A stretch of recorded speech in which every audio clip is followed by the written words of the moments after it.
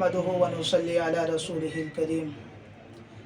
माशाअल्लाह, आप सभी हज़रात को इल्म है कि कल ईद उल फितर का दिन है। माशाअल्लाह, सबसे पहले आप सभी को जो है तमाम उम्मत मुस्लिमा को ईद उल फितर की मुबारकबाद पेश करता हूँ कि अल्लाह ताला, और दुआ गो भी हूँ कि अल्लाह ताला मुझे और आपको और पूरी उम्मत मुस्लिमा को इस ईद उल फितर की तमाम तर खुशी मुक़द्दर फरमाए।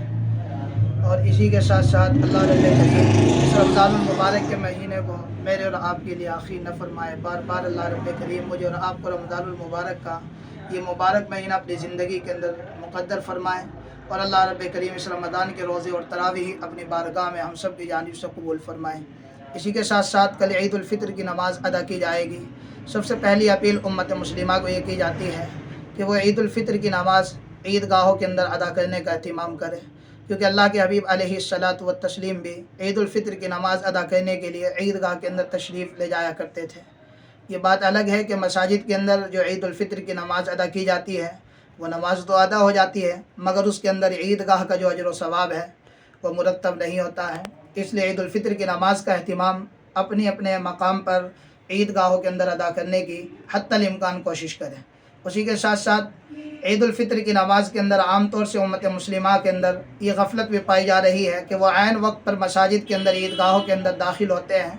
उसमें बहुत सारे अफराद की ईद उल फितर की नमाज़ भी रह जाती है। बहुत मरतबा दूसरी मरतबा जमात करने की नौबत पहुँचती है और बहुत मरतबा कोई जमात कराने वाला भी नहीं मिल पाता है, तो उसकी वजह से ईद उल फितर की नमाज़ उन लोगों की छूट जाती है।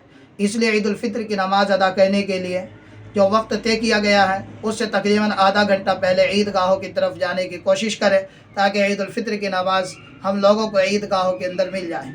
उसी के साथ साथ ईद उल फितर की नमाज़ जहाँ जिन ईदगाहों के अंदर अदा की जाती है, हत्तल इम्कान इसकी कोशिश की जाए कि ईदगाह की जो चहार दीवारी है उसी के अंदर ईद उल फितर की नमाज़ अदा की जाए।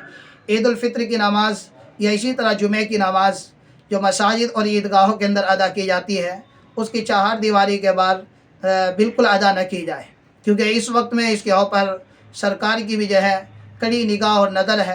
इसलिए कोई ऐसा मौका न दिया जाए कि जिससे किसी जगह पर कोई माहौल ख़राब हो और अमन व अमान को कोई नुकसान और कोई हमारे ज़रिए से जो है मुल्क के अंदर जो है कोई ऐसा काम हो कि जिससे अमन व अमान जो है ख़राब होता हो। इसलिए अमन व अमान को कायम रखिए और तमाम तर ईदगाहों के अंदर ईदगाहों की चार दीवारी के अंदर ईद उल फितर की नमाज़ को अदा कीजिए। उसी के साथ साथ ईद उल फितर के दिन हमारे आम तौर से नौजवान तबके के अंदर जो है ये बात पाई जाती है कि वो फजर की नमाज़ से दूर हो जाते हैं। इसलिए ईद उल फितर की नमाज़ अदा करने से पहले जो वक्त ईद उल फितर की नमाज़ से पहले मसाजिदों के अंदर फ़जर की नमाज़ का तय किया जाता है, तो फ़जर की अदान के कुछ वक्त बाद होता है या फ़जर की अदान के फ़ौरन बाद आम रमज़ान की तरह से होता है।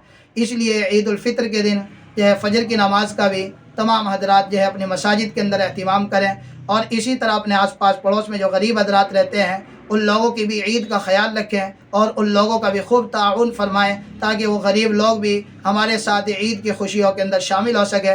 और इसी के साथ साथ जो हमारे बिरादरान वतन हैं दूसरे मज़ाहिब से ताल्लुक़ रखते हैं उन हजरात की भी इसके अंदर जो है भरपूर जो है ताउन फरमाएँ और उन हजरात को भी अपनी खुशियों के अंदर शामिल करें, उन हजरात का भी पूरा पूरा इस्तेक़बाल करें। अल्लाह ताला मुझे और आपको आज के इस सबक के ऊपर अमल की तौफ़ीक़ अता फ़रमाए। व आखिरु दावाना अनिल हम्दुलिल्लाहि रब्बिल आलमीन।